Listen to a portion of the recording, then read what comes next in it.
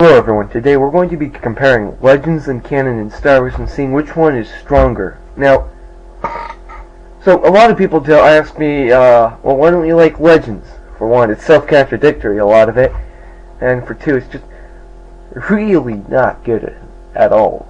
I mean, not to insult some of the greater writers in Legends, but just a lot of it is trash and deserves to be cast out of canonicity. Never mind. But to get to the point, Legends is bad, Disney is good for cutting it out. And I know that's going to be an unpopular opinion, but I have to do it. So, especially in the debate world, where people want bigger guns for their factions and bigger explosions from the guns of their factions. And they're like, well, Legends was all that had the huge examples of firepower. And that's just simply not true. Now, the thing is, alright, you can't really take away the firepower of Star Wars. I mean, no matter what you do, you always end up with at least, teratons to megatons to petatons of energy, somewhere within that range.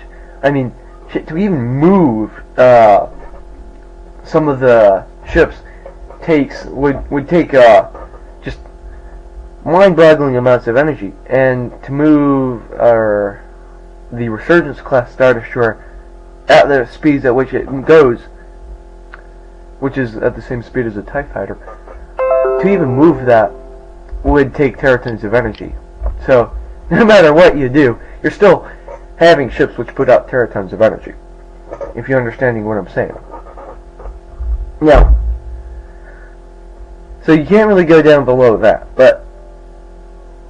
and what's going on further, if we really want a high-end estimate, well, you can take the, not high-end in the sense that you can't go much higher, high-end in the sense, well, actually, you can't go much higher, but, high-end in the sense that it's higher than teratons. Who knows? Their ship guns are more powerful than the thrusters. But if you take the Death Star, alright, Dodonna goes, well, that carries half the power of the Imperial fleet. Multiply that by 2 because it's half the firepower of the Imperial fleet. Well, then you've got 500 sextillion megatons, if that makes sense.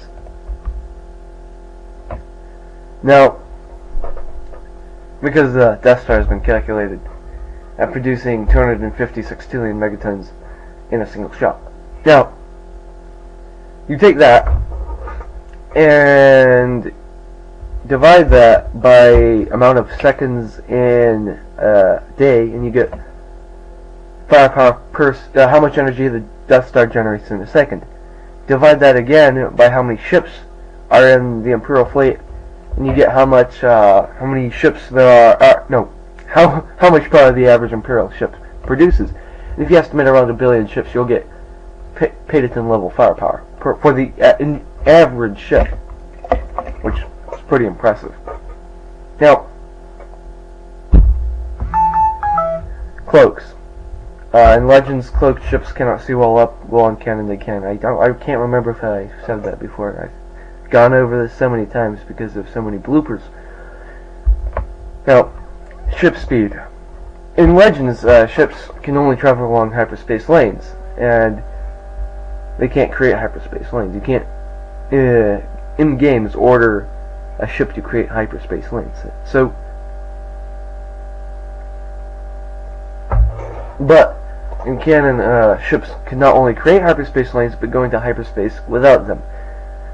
Also in Legends, ships are generally slower, but we can rationalize this because of the existence of different hyperspace speeds. Star Destroyers in canon only take half a week or 2 weeks to cross the galaxy, depending on the direction and length of the hyperspace lane. Now, in ship range, Legends actually has superiority here. Legends gives extreme ranges for heavy turbo lasers in the light second range, which is absolutely ridiculous considering how slowly their bolts travel. I mean, if you fire at that range, you're not even going to hit anywhere close to them. Now, The Last Jedi shows, spoiler alert, turbo laser bolts significantly drop in power. It's not really a spoiler, it's just a fact, and I don't think that's spoiling it for anyone. But turbo laser bolts significantly drop in power after a few hundred kilometers. That does somewhat contradict with some scenes in the original trilogy, but oh well. Now, planet numbers. Again, Legends is kind of superior here, with the Republic only having 15 million planets, according to the Clone Wars series, and Battlefront Twilight Company tells us there's only 3.2 million inhabitable systems. C-3PO tells us he knows of millions of star systems, and Legends tells us the Empire had 70 million planets. Now, in canon production capability, millions of fighters in Battlefront Company, Twilight Company, is called small-scale productions per planet, so it's rather impressive.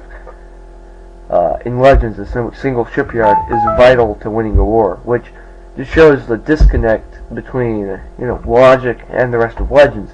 A single shipyard simply cannot produce enough Star Destroyers to turn the course of a war, especially when you have 25,000 Star Destroyers in canon and Legends. Unless the shipyard can pump out 25,000 Star Destroyers, they're not going to make a dent in much of anything. Now, ground forces.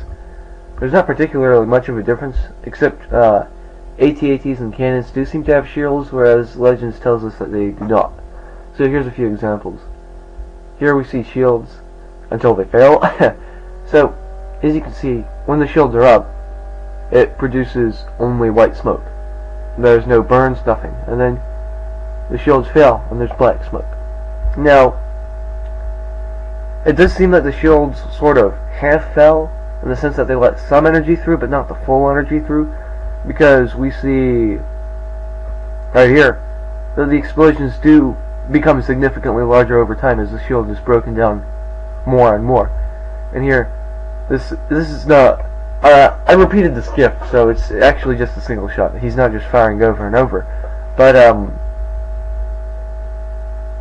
as you can see, the shield just completely protects the AT.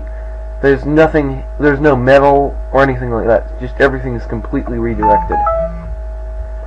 So, in conclusion, canon Star Wars, we have better cloaks, faster ships, better production.